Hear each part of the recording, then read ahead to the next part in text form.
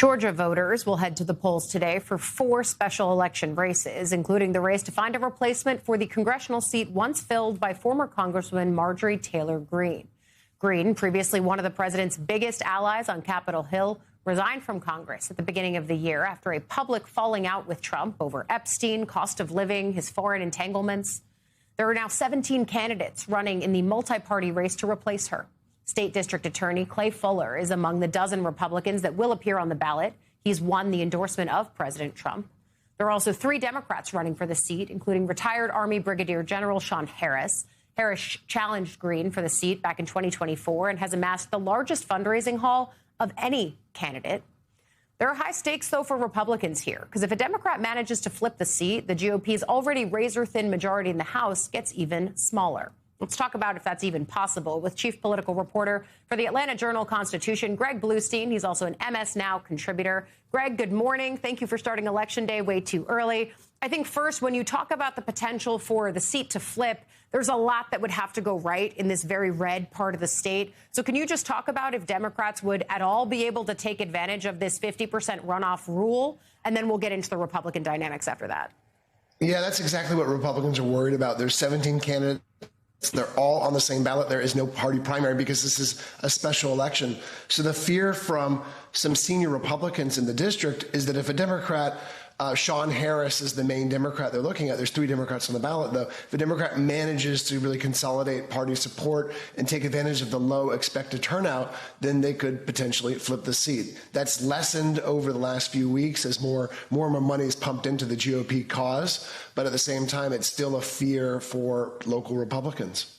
It's a reminder of the way that special elections are truly special sometimes because the parties are being forced to play chess in this instance of not just making sure that 2 Republicans are the highest vote getters as they go to the runoff, but then there's also the question of the role of a Trump endorsement and if that is enough to push the candidate of his choice over the 50% threshold line. What do you see in that? Because Georgia's always been an interesting place where Republicans have not always been modeled in the pure Trump image as he's done here in Washington.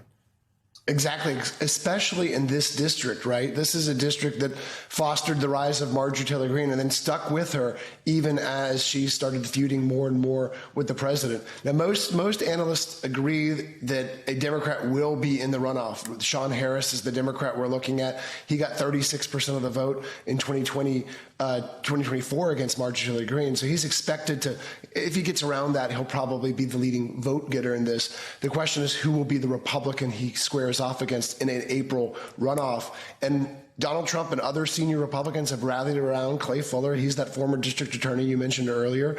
He's a military veteran, and he's one of those sort of young, head-down conventional conservatives who's not a maverick. He's very predictable. He's not unconventional.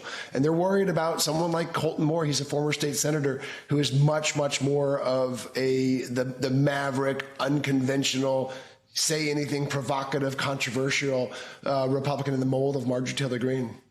Yeah, which is exactly what I think some Republicans in that state are trying to avoid, given the ways that she shook up the party structure, not just in Georgia, but certainly here in Washington, D.C. Part of me wonders, though, given her very public break with the president, the way that she says he's strayed from the MAGA agenda, that she was such a defender and pusher of, do you find that voters in this district are echoing that concern, or are they still looking for someone who can be a Trump light, a MAGA champion?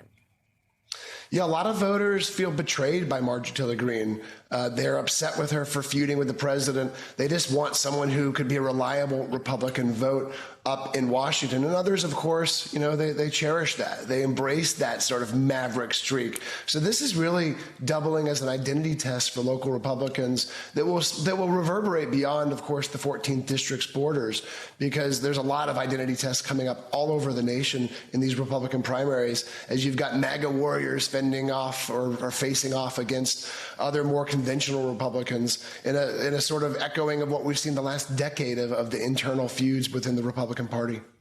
You know, it's so striking, Greg. I've done so many stories out of primaries now over the last 10 years where it's just a test of who can out-MAGA the MAGA candidate, right? And it's fascinating to see here that in one of the most red districts with a standard bearer in Marjorie Taylor Greene, who was really carrying the MAGA flag for so long, that there's still a chunk of voters there that are not using her as sort of a way to pierce the veil and question if MAGA is not the agenda they thought it was cracked up to be.